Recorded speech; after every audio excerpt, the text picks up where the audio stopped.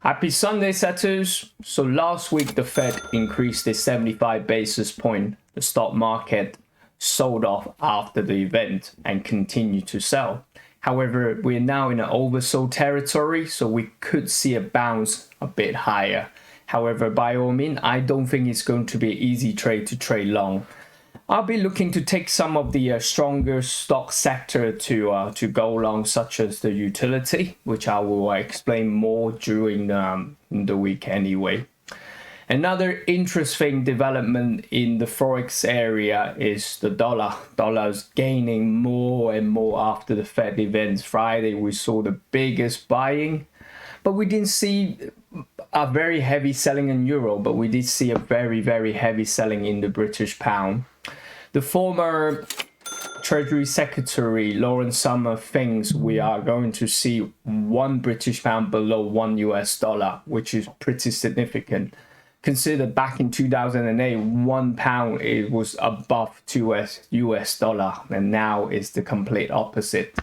So I do feel the pain because obviously I live in the UK. However, I do have a diversified portfolio, so I do hold some US dollar asset which balance it out a bit. Diversification is very important. I know there is a lot of my friends came from Hong Kong. They sold off a lot of asset from Hong Kong and changed it into a British pound from the last year or two. It is pretty painful because Hong Kong dollar is kind of intertwined with the US dollar, so they are gaining against the British pound. So the short term, you are probably going to see more pain to come in the British pound. Cryptocurrency, we are seeing it coming sideways last week. Not much drop, not much gain. However, according to the commitment of traders, we are seeing more bearish indications. So I do see more drop to come in the near future. If you're a member, you get to see my full planning straight away. If you're not a member, it's very simple to join. All you have to do is subscribe to my channel, drop a comment, then I will add you into the community for free. Thank you. Okay, I'm going to start off with the S&P 500 as normal. I like to look at the stock market, see the direction to plan ahead to accordingly to other asset class. S&P 500 is actually on a support level. Well, if I can draw a straight line, let me just clean that and then perhaps copy this. You see, we are on a support level. Pay attention, we are actually on this 200 weekly EMA, which is very significant. On this 200 weekly EMA will add as an extra support level. Let me show you why. We go back to history, you see multiple times we are either interact or stay above. Yeah. There's only one time in 2020, in the last few years, 10 years or so, 12 years or so, that we have briefly broken and then bounced back up, which is the pandemic 2020. All right. So now we have that. We're now back to the 200 EMA. So I do think we are going to see a little bounce. Daily, we are in monthly S2, but the monthly S2 is not very significant now because it's 26 tomorrow, 26th of September. So it's less significant when the month is coming to the end anyway. I do see a little bounce, so something like around 3,900 area coincide with the EMAs. I will probably look to be a seller again on S&P 500, all right? I would like to show you another chart as well, which is the SPY, the S&P ETF. Let me get rid of the drawing. You see, on Friday, we have a low test bar in here. So another reversal signal. So yeah, coincide, I think, around the 3A3 area. Then I'll look to sell it again on the indices. Very similar picture on NASDAQ. I'm just gonna go to NASDAQ once again.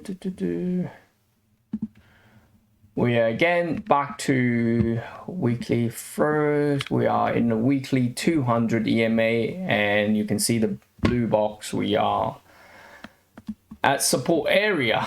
kind of with weekly double bottom. I do see it break. I don't see fundamentally there is much of a bullish sentiment at the moment. So yeah, eventually we'll break. Wouldn't surprise me. We'll see a little bounce on that. So yeah, low test again. Potentially I think we could see it bounce to this blue box under 12,000 area and then go from there. A little bit, a bit of bounce, very weak bounce anyway. And one of my members were talking with me this morning and saying that, okay, well, could we go long on that? Yes, but you do know it's trading a phase 2, at which I'm not big fans. If we want to look for something to trade, I think the one shouting out loud at the moment is the utility sector. The code of utility is XLU. All right.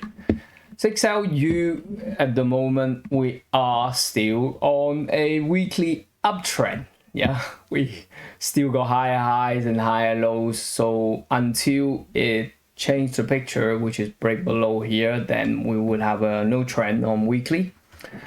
Then I'll probably turn bearish, but I have other bearish, loads of sectors in bearish area anyway. So I've got loads of better option to sell. So I could be looking to trade some of the utility stocks in this week coming. So yeah, that's my plan on that. If you want to see that, I shall post some of the stock trading in our group. When it comes to the time, is very advanced. I don't think many people will have access to trade stock in the way that is in a easy way, because the margin level is higher requirement. So, but this is my plan. I'm looking to continue to trade long if I do see a bounce in the stock indices, okay, the utility sector.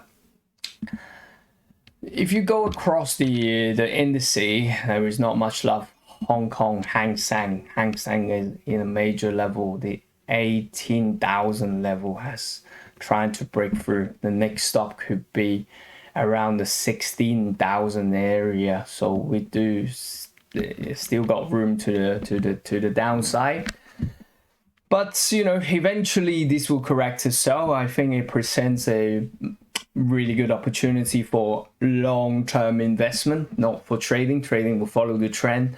Investing is almost going against the trend, but not quite ready. I know timing the market is almost impossible, but we wrap everything together. Strong dollar, weak indice. We're still not seeing any sign of that slowing, so I'm not buying indice or any stock investment just yet. European indice, the French indice, I should hold on to a bit longer, but that's okay. I make some profit.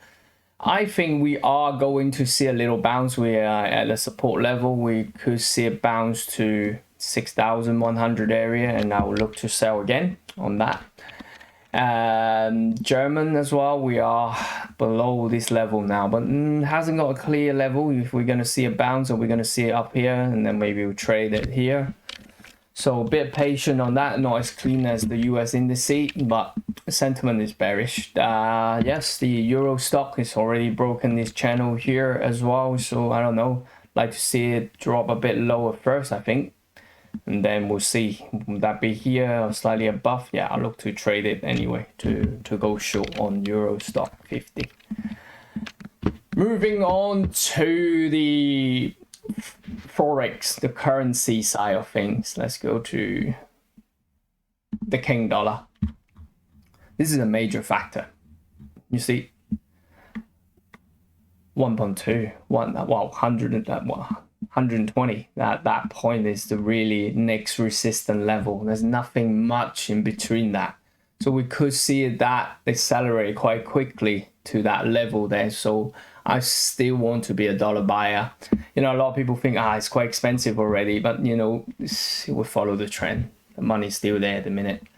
So I like to see tomorrow, because this is the biggest bar on Friday. Yeah, I want to see maybe Monday continue a little bit, Tuesday, and then reverse,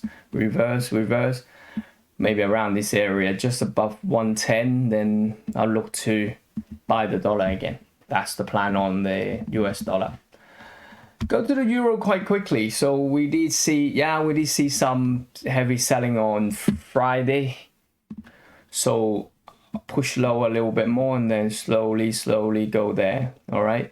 Something like this in here, you know, it's usually give you a fake move like that and then come back up this. So not going to take the first move down, the second move spike, and then, yeah, may look that just a couple of times, second time do this now. See, here you think, resistant, and then a pop higher and then a real move. So something quite similar to that, but closer to the time, I will update you guys. But eventually, I like to sell when it come back to the hundreds to $1 to €1 around the area. I'll look to sell it again. The euro, okay? Pound, come on, British pound. So painful when you are living in London, living in the UK at the minute. Oh, what's going on my chart? Let's just do that quickly and then I will show you this because I don't have enough data. Broken this flag now, big selling. So I don't want to see it drop that. I want to see it continue to drop a bit lower first and then slowly reverse back to this under the channel. I look to sell it anyway. It's very, very, very significant. This let me just go to my trading view chart very quickly. Major pound against the US dollar. Look at this. This is I'm on a weekly chart. Yes, I am. Can you see? 1985, which is pretty significant. 37 years ago, we had close to £1 to $1. Today is 108, so £1 is 1.08 US dollar, and not a decent history. 2008, I remember that very well. We had up £1 above 2 US dollar. Now we could be very close, if not, we could see it below in our, once in our lifetime. Wouldn't say an opportunity. Maybe we can see it drop below £1 to under 1 US dollar. This is very, very significant on that. So I want to be a seller of pound. Sounds painful to say it, but I'm a trader, so I just follow the trend. Eventually, it presents more opportunity if you want to buy the UK property because pound is so low, which I'm looking to do that in the near future. Not quite soon just yet, but in the near future, I still like to invest in some of the UK property as well. So back to the chart. Yes, we are broken the channel, so we still want to sell it. So pound, euro is on my sell list. The Kiwi also is on my sell list because it's broken lower low. So a weak pullback under 60 area, I'll look to be a seller on Kiwi. The rest of the chart, I'm not so keen, not so clean, so that's all right. I'll leave it for now. Maybe some point in time I will buy the dollar yen as well, but not ready just yet. Commodity, gold is pretty significant. Are we going to see a real breakout on this channel under the 1700 and drop lower, potentially 14 or even lower? I think so. The pattern is very similar to this here, like the 2012 form this up and boom, roll over for a few years. I don't see much love in gold at the minute. Am I going to sell it? Maybe, but silver need to do something first. Silver need to drop below as well. Drop below this $18 first, because at the moment silver is sitting on still above this significant support level, which is the $18 barrier. I like to see it drop below first, then I will get involved selling metals, but not just yet on that. Not so clean, so next week won't take any action. Oil is now cleanly below 90 cleanly, and it will drop below prices is 78, which is a good thing. I think, I don't want to see energy prices keep on rising. Oil is being one of the major energy asset, I like to see it continue to drop lower. We may see a bounce, but this chart, come on, it is just, if you tell me you like to trade this chart, then I probably have a massive disagreement with you. This is just not the cleanest chart. I don't want to get involved, but I do, fundamentally, I do want to see it stay below the 90 area and continue lower on that. Final one is the cryptocurrency. Shall we just start off with the commitment of traders? Yeah, I think we should. You know, I know it's very advanced, but it's very, very interesting data on that. So on the Bitcoin cash market, we did see the increase on buying the week before, drop off immediately. The short contract is picking up, so meaning the smart money now not buying. In terms of not buying, they basically turn more money into selling it. All right, so they see the need to hedge to the downside on Bitcoin, even though we are around this 20,000, 19,000 support area. I see this break. Yeah, another major factor is two other things. I don't, you know, people know me, I don't just look at one chart. I like to look at multiple things. This is the Bitcoin future commitment of trader data. Look at this. A short contract, zero interest of buying, but continue to increase on the short contract. So the smart money is putting it into hedging it into the downside. Okay, so two factor indicating bearish sentiment on Bitcoin. Finally is Ethereum. I'm just going to show you Ethereum. Look at this, flashing 233% increase on the short contract from the commercial buyer, right? So there big increase on this short contract. You can see it from the chart, a big sort of crossover from the long, so they're no interest to buy to cut the long contract and increase a big jump on the short contract. So another bearish indication from Ethereum. So cryptocurrency, the two major one, you know, Bitcoin and Ethereum, showing bearish indication from commitment of traders. I have zero interest to buy it just yet. So Bitcoin first. It's not the easiest to trade, but we do see multiple times we try to break this support level 19, 20 area. It's like going to a war, the soldier trying to break your support line many times, obviously without reinforcement, no buyer stepping back in, your defense becomes weaker. So eventually I see this break. So when it breaks, I will jump to short it. At the moment, it's difficult to, I can't see a clear zone for me to sell it. Ethereum, a bit clearer because it's got the head and shoulder pattern broke. So just draw that again. So I like to see a little bounce correlate with the indices, NASDAQ, around this area, 1500. I'll look to sell it.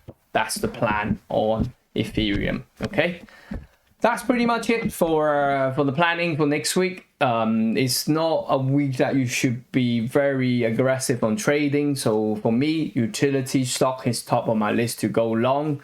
Will I be selling dollar? Probably won't. I'm not a big phase 2 traders. I'll be waiting patiently to sell the indices and the cryptocurrency when the time is right. Okay. So thanks for watching. If you do have any question, drop me a comment either on the YouTube, or if you're on Discord, drop me a message in our community because I tend to respond much quicker when you are members. Okay. Thanks for watching. Happy trading, healthy investing. Thank you.